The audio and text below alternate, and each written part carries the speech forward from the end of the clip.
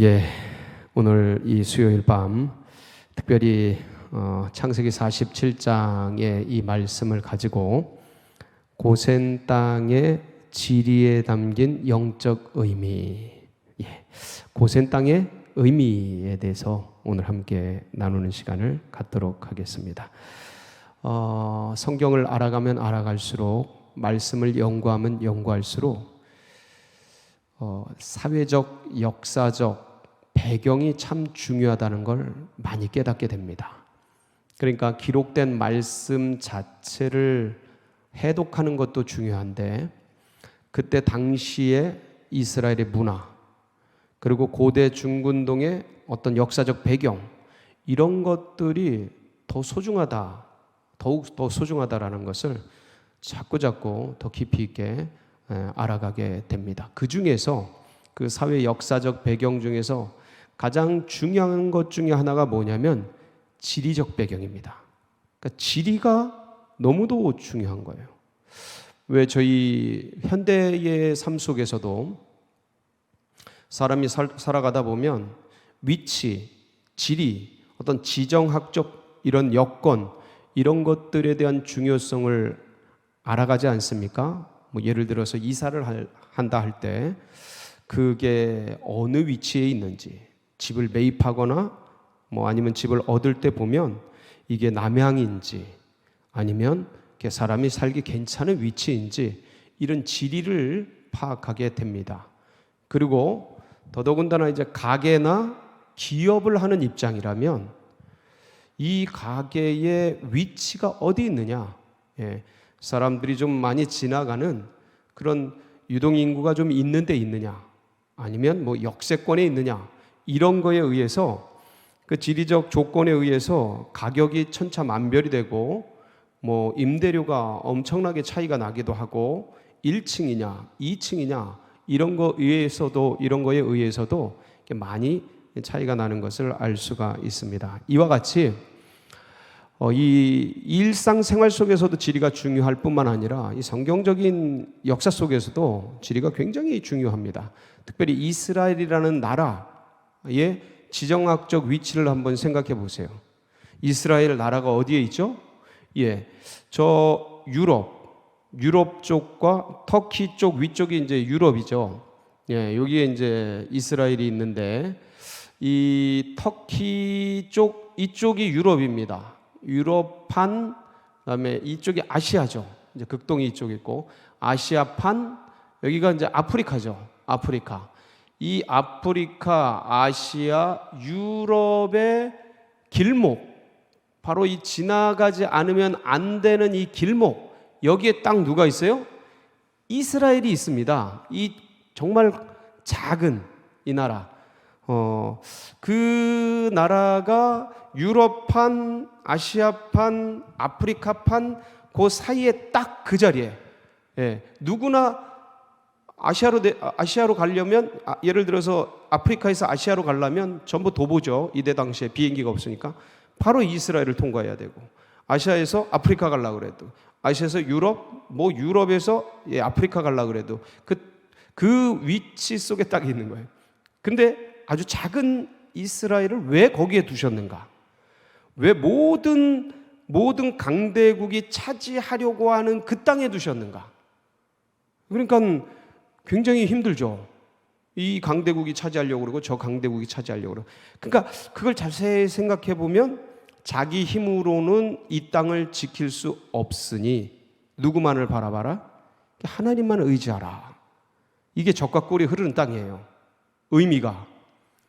이 땅, 젖과 꿀이 흐르는 땅은 진짜 오늘 설명하게 될 애굽의 삼각주나 메소포타미아의 비옥한 초석달 지역, 이쪽이 진짜 젖과 꿀이 흐르는 땅이죠.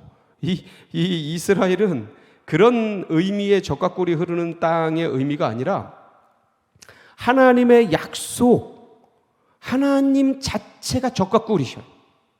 그러니까 그분을 모시고 사는 것, 그분을 의지하고 사는 땅, 그분만을 바라는 땅, 마치 천수답처럼 비가 오지 않으면 농사를 못 짓는 땅처럼 요 이스라엘 땅은 하나님만을 바라면서 살 수밖에 없는 그런 땅인 거예요. 그런 계시가 그런 지리를 통해서도 그런 계시가 이제 녹아져 있습니다. 그렇다면 이제 오늘 우리가 고센 땅에 대한 얘기들을 나눌 터인데, 이스라엘 백성들이 이배굽해서 살게 되는 그 땅, 이 고센 땅에는 무슨 의미가 있는가? 왜 요셉은 이스라엘 백성, 이 야곱의 부모님이죠, 야곱 가문을 고센 땅에 살게 하려 하였는가? 여기에 굉장한 영적인 의미가 숨어져 있습니다. 오늘 저도 이 말씀 묵상하면서 많은 은혜를 받았는데, 제가 받은 은혜가 우리 모두가 누려지고 더 깊은 성령의 깨달음이 우리 말씀을 듣고 사모하는 모든 분들에게 임재하시기를 축복합니다. 요셉이 형님들이 곡식을 사러 와서 자신에게 절을 하는 그 모습 속에서 잊혀졌던 17살 때 꾼 꿈을 생각하죠. 창세기 42장 9절. 한번 볼까요? 요셉이 그들에게 대하여 꾼 꿈을 생각하고 그들에게 이르되 너희는 정탐꾼이라 이 나라의 틈을 엿보려고 왔느니라. 자, 요셉이 그들에게 대하여 꾼 꿈을 생각하고, 꿈을 생각. 그 전까지는 새까맣게 잊어먹었던 거죠. 사실 므낫세를 낳으면서도 그 집에서, 고향에서 겪었던, 형님들과 겪었던 그런 일들을 다 잊어버렸다. 이게 이즘이잖아요, 므낫세가. 그러면서 다 잊어버리고 지나가 버리고 말았는데, 그런데 바로 형님들이 자기에게 무릎 꿇는 걸 보고 절하는 걸 보고 잊혀졌던 그 꿈을 생각하게 됩니다. 짧은 순간이지만 그 순간에 하면서 20년 전 휙 돌아가가지고 17살 때 그 꾸었던 그 꿈대로 된 이 현실 속에서 뭘 보는 거예요? 하나님의 계시를 보는 거죠. 하나님의 그 꿈이 하나님의 계시적 꿈이었구나. 하나님의 예언적 꿈이었구나. 하나님의 뜻이 담긴 섭리적 꿈이었구나 라는 것을 요셉이 순식간에 눈치를 채게 됩니다. 깨달아 알게 되는 거죠. 왜 여러분, 이 깨달음이라는 게, 영적인 거라는 게 사실은 그동안 막 쌓이다 어느 순간 빵 하고 뚫리잖아요. 진짜 그렇습니다. 이 영적인 세계 속에서 뭔가 이렇게 쫙 눌려있던 것들이 어느 순간 열리는데 그건 순간이에요. 시간이 오래 걸리지 않습니다. 물론 그게 되기까지는 수많은 노력과 열심 있는 애씀과 사모함과 하나님의 섭리와 합력해지는 어떤 선들이 차곡차곡 쌓여지는 시간들과 노력들과 애씀이 필요한데, 그것이 뚫려지고 열려지고 보여지는 순간은 순간이에요. 순간, 찰나요. 그때 무릎 꿇는 그 모습 속에서 쫙 뚫리는 거예요. 여러분, 뚫리기를 주의 이름으로 축복합니다. 열려야 돼요. 이런 게 어느 순간 말씀을 듣다가, 어느 순간 이렇게 기도하다가, 찬양하다가, 어느 순간 묵상하다가 이게 말씀 보다가 이게 팍 뚫리는 거예요. 그 밑에 깔려있던 그동안 농축되어 있던 게, 쌓여있던 게 팍 뚫리는 거예요. 그때 성장하는 거거든요. 이 요셉이 이제 그걸 깨닫게 되고, 그러면서 두 번째 꿈을 향해 나아가기 위해서 형님들 정탐꾼으로도 몰고, 그리고 이제 베냐민 내려오게 해서 거기 은잔 시험을 통해서 베냐민 잡아두려고 하죠. 이런 일들을 이제 진행하게 됩니다. 그런데 사람이 일을 계획할지라도 그 일을 이루시는 이는 하나님이셔요. 그러니까 요셉이 베냐민을 잡아두고 그래서 부모님을 내려오게 하려고 한 원래 계획이 있었는데, 근데 이게 그 유다의 발언과 그 형제 간의 막 나눔 속에서 자기의 감정을 주체하지 못하고 커밍아웃 하게 되죠. 자기 정체를 드러내게 되죠. 형님들, 제가 요셉입니다. 그러면서 형님들이 판 요셉입니다. 두려워하지 마소서. 그러면서 자기의 정체를 이제 드러내게 됩니다. 그러면서 이제 올라가서 형님들, 아버님을 모시고 내려오소서. 그러면서 막 지금까지 있었던 일들을 자초지종을 같이 설명하고, 형님들이 나를 이렇게 해하려고 하였지만 하나님께서 나를 이렇게 승하게 하셔서 이렇게 나를 먼저 보내시고 당신들을 지키고 생명을 구원하게 하시려고 이 일들을 행하셨나이다. 그러면서 삶의 간증을 쭉 나눠주고, 그 다음에 여러분, 이 이 요셉 이야기의 하이라이트인 이 창세기 45장의 정체성을 드러내면서 을사안고 막 이상가족 상봉하는 그 장면 속에서 우리가 그 감동 속에 놓쳐버리기 쉬운 이 요셉의 이야기가 나오는데, 그게 뭐냐면 창세기 45장 10절이에요. 한번 볼까요? 시작. 아버지의 아들들과 아버지의 손자들과 아버지의 양과 소와 모든 소유가 고센 땅에 머물며 나와 가깝게 하소서. 이게 무슨 말씀입니까? 예, 이거는 요셉이 형님들에게 올라가서 아버님에게 전달해 달라라는 그 어떤 내용이에요. 그러니까 형님들과 막 이상가족 상봉하고 그동안 있었던 일을 막 나누고 그 다음에 스쳐 지나가는 듯한 말씀이에요. 그러니까 우리가 이거를 놓치기, 간과하기가 쉽다고요. 근데 이 말씀을 아버님에게 꼭 전달해 달라고 형님들께 부탁을 합니다. 명령을 해요. 뭐 이제는 이제 총리니까 명령하고 부탁해요, 형님들에게. 그런데 뭔 내용이에요? 아버지의 아들과 아버지의 손자들과 아버지의 양과 소와 모든 소유가 어디에? 고센 땅에 머물며 나와 가깝게 하소서. 근데 이 고센 땅과 이 요셉이 머물고 있는 궁전하고는 가까운 거리가 아닙니다. 굉장히 먼 거리예요. 근데 고센 땅으로 오셔서 나랑 가까워지라는 그런 의미예요. 요 의미가. 그래서 고센 땅에 돌아와, 고센 땅으로 들어오라라는 그런 부탁의 말이에요. 근데 이제 이 얘기가 전달이 잘 되어지고 야곱이 아들을 보고 싶어서 이제 쭉 가나안에서 이제 애굽으로 내려오게 됩니다. 그리고 애굽으로 들어오는 그 관문 속에 어디로 가요? 바로 고센 땅으로 가요. 그게 창세기 46장 28절입니다. 한번 볼까요? 시작. 야곱이 유다를 요셉에게 미리 보내어 자기를 고센으로 인도하게 하고 다 고센 땅에 이르니. 이제 야곱 가문이 고센 땅에 이르게 된 겁니다. 그리고 이 사실을 인지하고 요셉이 움직이기 시작해요. 일을 하기 시작합니다. 어떻게 일을 하기 시작해요? 그 형님들에게 이제 고센 땅으로 올라가서 아버님과 형님들에게 인사하고 만나고 나서 두 가지를 바로를 만나면 얘기할 것을 언질합니다. 그 첫 번째가 뭐냐면 당신들의 직업이 목축업, 목자인 것을 얘기를 해라. 바로가 직업이 뭐냐고 물을 거다. 그러면 당신들의 직업이 목자라고 얘기를 해라.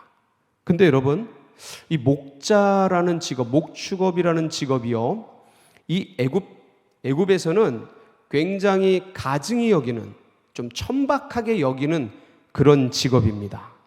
근데 그걸 얘기하라는 거예요. 그리고 두 번째는 그래서 풀이 많이 나 있는 고센 땅에 살게 해달라고 얘기를 하라는 거예요. 이 두 가지를 바로 왕에게 얘기를 하라는 언지를 주고 그리고 이제 내려가게 됩니다. 그러고 나서 이제 바로 왕을 만나는 장면이, 이제 형님들과 요셉과 바로 왕이 만나는 장면이 오늘 우리가 읽은 본문의 말씀이 되겠습니다. 자, 1절 보니까 어떻게 나와요? 한번 1절 볼까요? 요셉이 바로에게 가서 고하여 이르되 내 아버지와 내 형들과 그들의 양과 소와 모든 소유가 가나안 땅에서 와서 어디에 있나이다? 고센 땅에 있나이다. 지금 이들이 다 어디에 있는 거예요? 고센 땅에 있는 거예요. 그러니까 이들이 지금 정착한 곳이 고센 땅입니다 하고 밑밥을 까는 거예요. 그들에게 이 바로가 그들이 어디 있는지에 대한 정보를 주는 거예요. 그러고 나서 그 중에서 형님들 중에서 이 10명의 형님들이 있죠. 형님들 중에서 5명을 뽑아서 그대로 얘기할 것을 부탁을 하고 이제 바로를 보게 하는데, 바로와 인사를 하면서 이들이 바로가 묻습니다. 너희 직업이 뭐냐? 예, 저희 목자입니다. 대대로 저희 선조들이 목자 일을, 목축업을 해왔습니다. 저희들도 이렇게 양과 소를, 짐승을 치는 목자입니다. 그러면서 원하건대 오늘 말씀 보세요. 4절 보면 또 그들이 바로에게 고하되 가나안 땅에 기근이 심하여 종들의 양떼를 칠 곳이 없기로 종들이 이곳에 거류하고자 왔사오니 원하건대 종들로 어디에 살게 하소서? 고센 땅에 살게 하소서. 그러니까 이제 5절, 아니 뭐 요셉도 가족들이 전부 고센 땅에 있다 하지, 이 형님들도 와서 목축업을 하는데 고센 땅에 살고 싶다 하지 하니까 5절, 바로가 요셉에게 말하여 이르되 네 아버지와 형들이 내게 왔은즉 고센 땅에 살게 해라. 6절, 이제 이렇게 해서 순순히 그곳으로 이제 살게 합니다. 자, 그런데 여러분들 창세기 46장 33절 34절에 보면 이 당시에 애굽 백성들이, 애굽인들이 기본적으로 목축업에 대해서 어떻게 생각하고 있는지에 대한 내용, 어떤 자세, 어떤 시각, 관점, 이런 게 나와 있습니다. 보겠습니다. 창세기 46장 33절로 34절 시작. 바로가 당신들을 불러서 너희의 직업이 무엇이냐 묻거든 당신들은 이르기를 주의 종들은 어렸을 때부터 지금까지 목축하는 자들이온데 우리와 우리 선조가 다 그러하니이다 하소서. 애굽 사람은 다 목축을 가증히 여기나니 당신들이 고센 땅에 살게 되리이다. 참, 여러분 이 말씀을 읽으면서 무슨 생각이 드십니까? 지금 애굽의 총리인 요셉과 바로 왕은 높 한번 볼까요? 지도 볼까요? 그 나일강 삼각주가 나오는 이 지도를 보면 요 지역에 사는 거예요. 요 지역. 그러니까 여기가 대대로 어떤 수도 역할을 했던 곳이에요. 나일강 삼각주가 나뉘어지는 곳. 그 모서리 같은 곳, 그 삼거리 같은 곳, 이제 거기서 이제 전체를 통치를 했는데, 그러면서 이 애굽에서 가장 중요한 곳은 이 나일강 삼각주예요. 나일강 삼각주. 여기가 나일강 삼각주로서 이렇게 삼각형이 있죠. 큰 강과 큰 강 사이에 딱 이렇게 비옥하게 아주 그냥 땅이 물도 많고 농사하기 너무 적합한 곳. 그래서 나일강 삼각주는 축복의 땅이라고 하는데 여기가 바로 그 유명한 나일강 삼각주인 것이죠. 그러니까 여기서 농사를 지은 것들이 이제 일로 와서 전 백성을 먹여 살리는데 통치자가 있는 곳이 여기예요. 근데 고센 땅은 어디냐면 여기예요. 그러니까 제일 중요한 나일강 삼각주와 통치자가 머무르는 곳으로부터 먼 변방인 거, 변방. 거리가 먼 땅. 그러니까 상식적으로 생각할 때 아들과 동생이 총리란 말이에요. 그러면 이 총리를 통해 애굽의 권세와 부와 영광을 쉽사리 얻고 누리기 위해서 왕궁과 가깝고 총리와 가깝고 그러한 곳에 머무르는 것이 굉장히 유리하죠. 여러분, 예나 지금이나 권력과 가까이, 이 권력의 거리가 그 힘을 결정합니다. 권력과의 거리가. 그러니까 조금이라도 더 가까이 있기 위해서 직업이 목축업이지만, 본업이 목축업일 수 있지만 분명히 이들은 간의 수공업도 했고, 그 다음에 여러 가지 목수 일도 했고 다양한 일들을 해왔던 사람입니다. 이들이 본래 그래요. 목축업자들이 그래요. 그런 것들을 다 만들고 하기 때문에, 그러니까 애굽이 목축업을 가증히 여기고 싫어하기 때문에 이것을 굳이 드러날 필요가 없었던 거예요. 왜냐하면 그렇게 되는 순간 낙인 찍히니까, 주홍 글씨가 찍혀지는 거예요. 저들은 그러니까 마치 조선시대 백정들처럼 그렇게 가증히 여기는, 천박히 여기는 이 농업사회인데, 이런 목축업은 한참 그러니까 뭔가 천한 일로 취급이 됐던 거예요. 그리고 그렇게 짐승을 잡고 피를 잡고 이런 것들은 더욱 천히 여겨졌던 것이죠. 그러니까 이 목축업이 가증히 여기는 바라요. 특별히 이때 당시에는 이 임금, 왕이요, 파라오가 재정일치, 정치와 어떤 종교 전체가 하나로 통합돼서 왕이 다스리던 그런 때였던지라 왕에게는 더군다나 그런 가증한 것들을 가까이 할 수가 없는 거예요. 그러니까 내가 목축업을 합니다 라고 말하는 것은 저 전염병 걸렸습니다 라는 거랑 똑같은 거예요. 정치적 권력 구도에서 어떻게든 가까이 가야 되는데 저 목축업을 합니다 라는 말을 하는 순간 왕으로부터, 권력으로부터 멀어지는 거예요. 그리고 애굽의 백성들로부터 가까이 하기엔 너무 먼 당신이 돼버리는 거예요. 아무리 뭐 실권 총리의 동생들이고 부모님이고 해도 이미 뭐 목축업이라는데 뭐 이게 사회적 낙인인 거예요. 근데 그거 말하라는 거예요. 그거 얘기하라는 거예요. 그리고 그러면서 이 지도를 보시면 알겠지만 고센 땅이 어디냐면 이 가나안에서 이렇게 내려오면 처음 만나는 이 지역이에요. 예, 가나안에서 이렇게 내려오면 처음 만나는 이 지역. 그러니까 여기는 변방이란 말이에요. 진짜 좋은 지역은 이 델타라 그래가지고 나일강 삼각주. 그 다음에 왕궁이 있고 최고의 권력들이 모여 있는 것은 이쪽 지역. 그러니까 여기는 외세 침략을 막는 변방 지역이란 말이죠. 그러니까 여기에는 물론 이제 나일강이 흘러가고 지류들이 좀 있기 때문에 농사를 지을 만큼 풍성한 물은 아니지만 목초지가 잘 발달돼 있었어요. 그러니까 농업 지역은 아니지만 목초지가 발달돼 있어서 요셉은 여기가 이스라엘 백성들이 농업하면서 지내기가 좋은 땅이라는 것을 간파하게 되고, 그리고 이쪽을 어떻게든 살게 하려고 했던 거예요. 그리고 그의 계획은 정확하게 맞아떨어져서 바로가 이들을 고센 땅에 살게 하죠. 그렇다면 요셉은 왜 아버지에게 아직 보지 못한 아버지에게 말씀을 전갈할 때부터 고센 땅으로, 그리고 그들이 고센 땅에 머물러 있을 때 왜 목축업자라고 말을 하게 하고 그 다음에 고센 땅에 살고 싶다고 말을 하라고 언지를 주었을까요?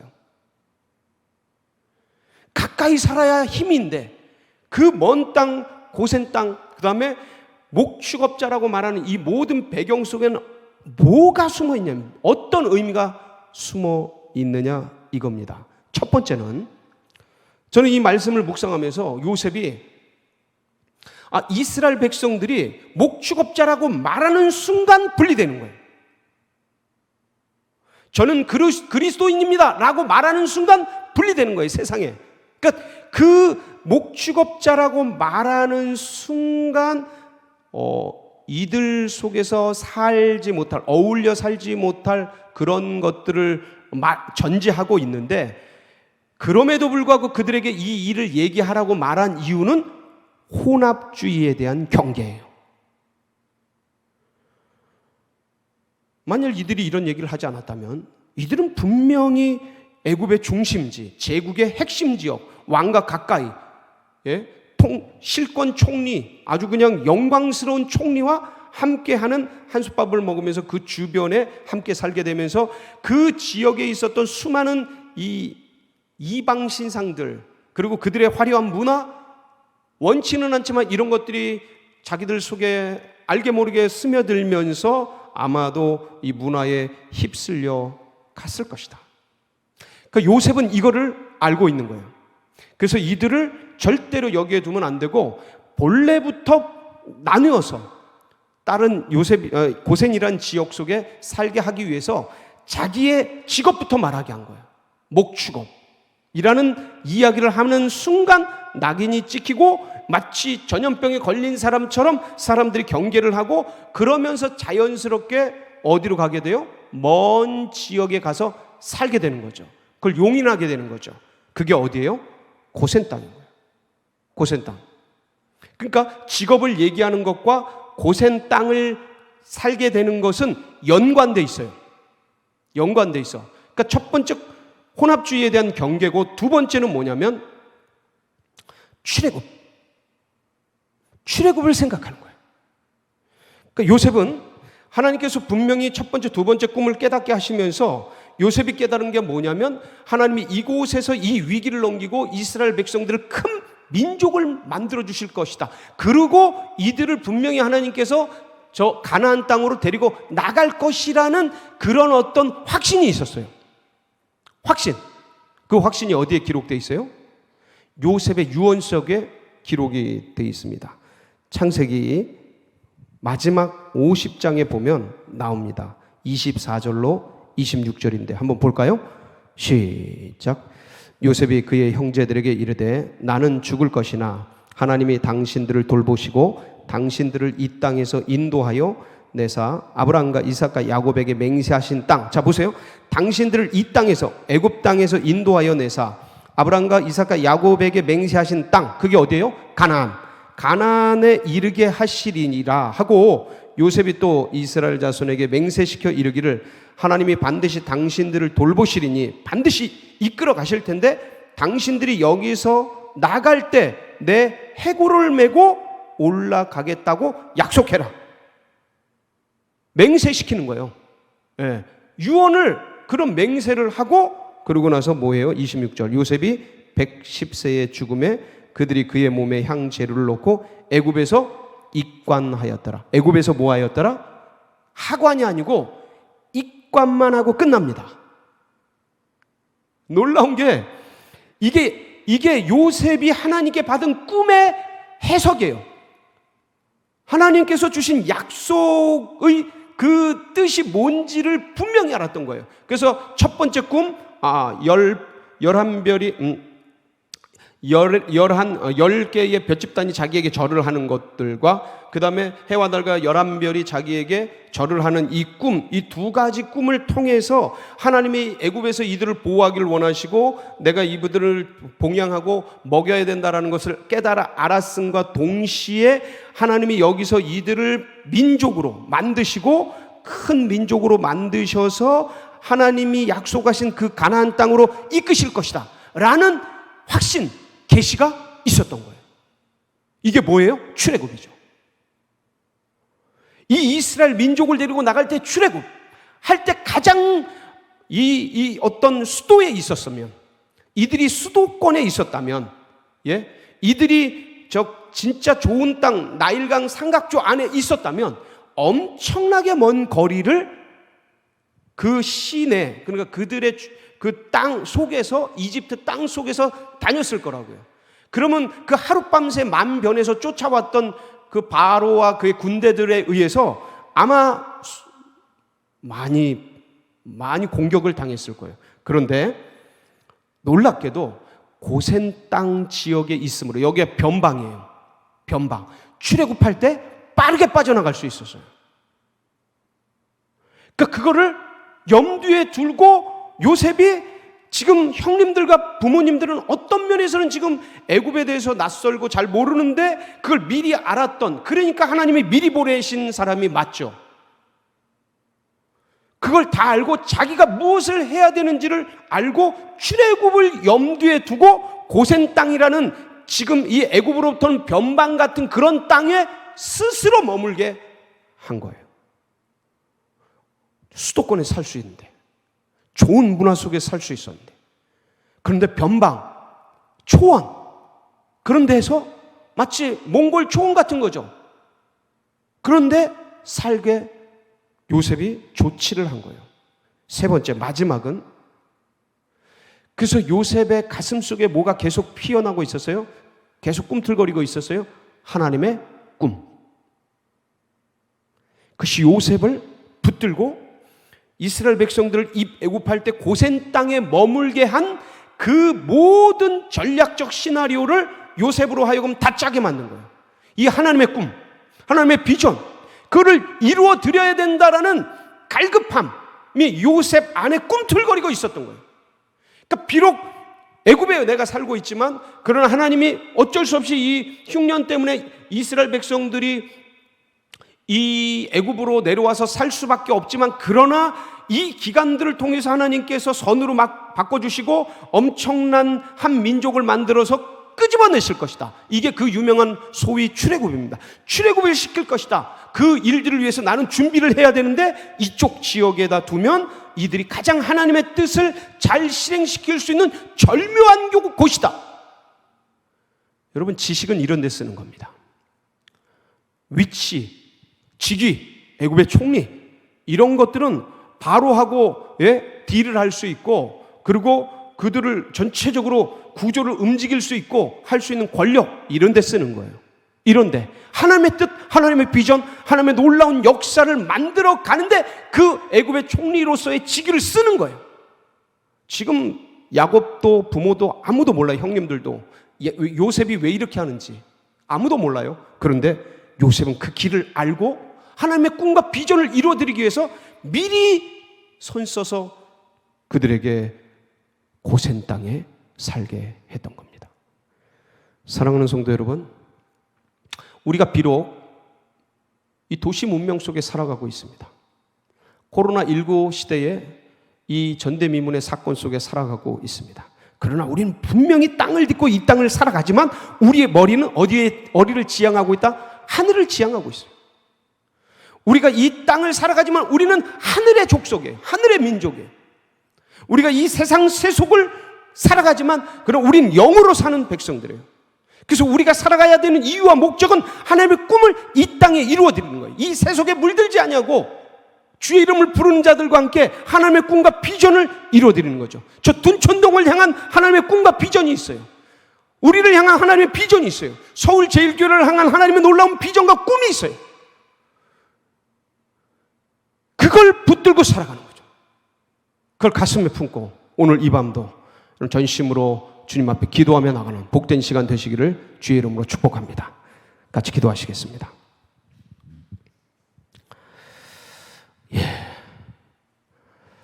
이 신앙과 이 믿음이 다음 세대들에게도 흘러가고 새 가족들의 가슴 속에 새겨지도록 위해서 기도해 주시고, 그리고 이 나라 민족 그리고 세계 열방 하나님 앞에 돌아오도록, 이게 우리의 꿈이죠. 궁극적인 세계 선교 지역 복음화, 이 나라 민족의 성시화.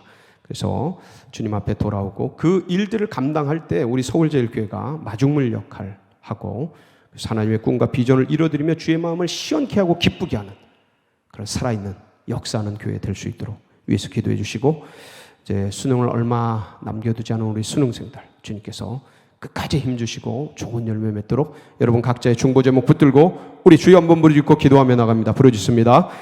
주여.